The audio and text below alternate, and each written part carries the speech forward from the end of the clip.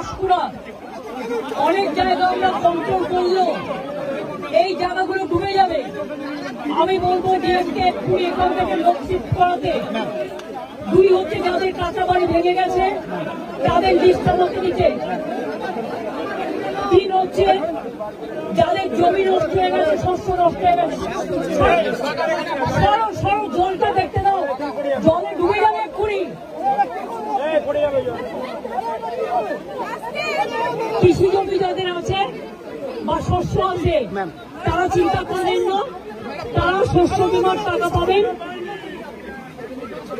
শস্য বীমার টাকা। আপনারা যতদিন বাড়ি ফিরতে না পারবেন সরকার রিলিফ দেবে, আপনাদের যা সাহায্য করার করবে। এটা ঝাড়খণ্ড জল ছেড়েছে এবং ডিবিসি কেন্দ্রীয় সরকারের সংস্থা আমার মনে হচ্ছে 4 লাখ কিউসেককে ছাড়িয়ে গেছে, যা কোনোদিন জীবনে হয়নি।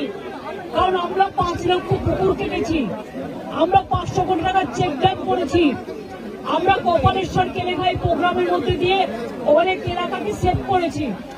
ঘাটাল মাস্টারঘাট প্ল্যান যেটা পড়ে আছে 10 বছর ধরে, সেটাও আমরা ডিপিআর তৈরি করছি, আগামী 2 বছরের মধ্যে করে দেব।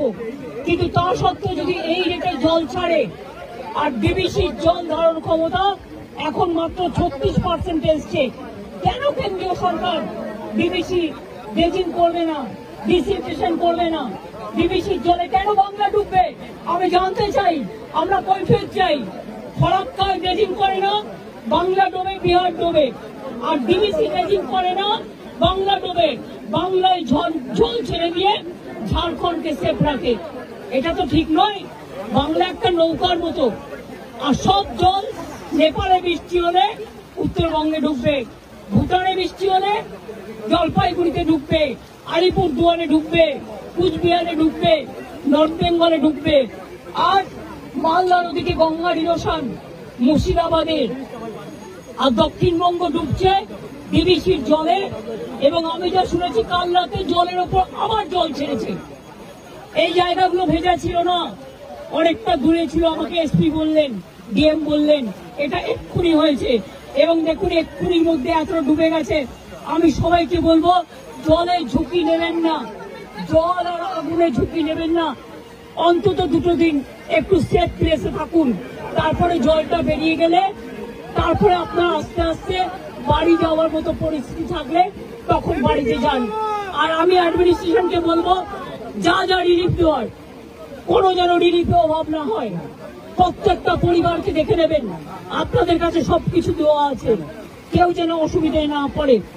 আমি মিদনাপুর পশ্চিম, হুগলি, হাওড়া এবং হাওড়া যাবো আমি এবার, মেদিনীপুর পূর্ব ঘুরে যা দেখলাম তাতে আমি সত্যি শঙ্কিত।